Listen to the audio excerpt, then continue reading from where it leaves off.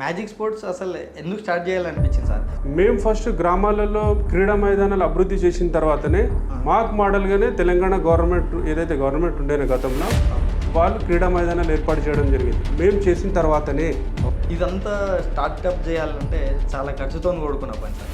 అలాంటిది మీరు ఒక్కరు ఏ విధంగా స్టార్ట్ చేసి దానికి వచ్చి ఒక ఆర్గనైజేషన్ ద్వారా 1 లక్ష నుండి 5 కోట్ల వరకు మేము ఫండింగ్ చేస్తున్నాం వాళ్ళకి. ఫస్ట్ టైం ఒక ఉమెన్కి ఎంప్లాయ్మెంట్ ఇప్పించింది మేమే అని అంటున్నారు. ప్రతి ఒక్కరు ఇప్పుడున్న జనరేషన్లో కామన్ అయిపోయింది, నేనే చేయించిన, ఇది నేనే చేయించిన అని. మీరు నిజంగా ఒక ఉమెన్ ఎంప్లాయ్మెంట్ మీరు మహిళలో పెట్టించింటే మీరు పెట్టించిన ఒక్కరికి కాల్ చేసి చూపండి సార్.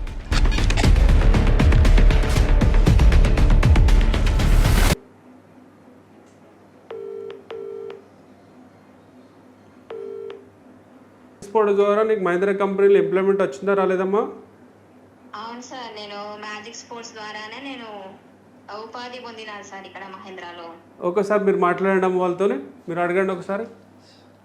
Okay sir. అమ్మా నమస్కారం అమ్మా. నమస్కారం అండి. నమ్మొచ్చా? ఇది నిజంగా ఫ్రీ సర్వీస్.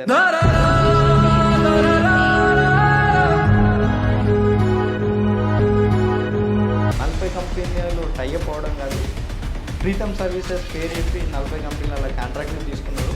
వాళ్ళకి ఎంప్లాయ్మెంట్ అవసరం ఉండదు కాబట్టి ఈ ప్రీతం సర్వీసెస్ దీన్ని లింకప్ చేసుకొని దీంట్లో ఉన్న యువత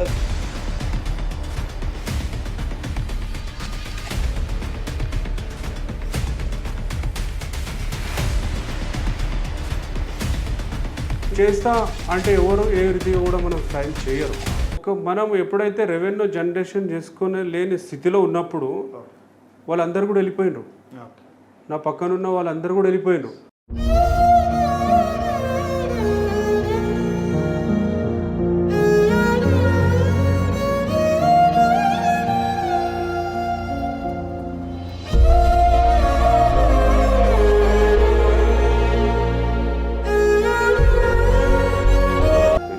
పరిస్థితులు చాలా ఎదుర్కొనే వాళ్ళు ఉన్నాయి.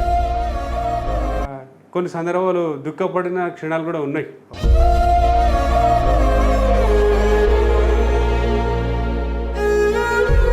ఇవన్నీ ఎందుకు స్టార్ట్ చేసారు మీరు?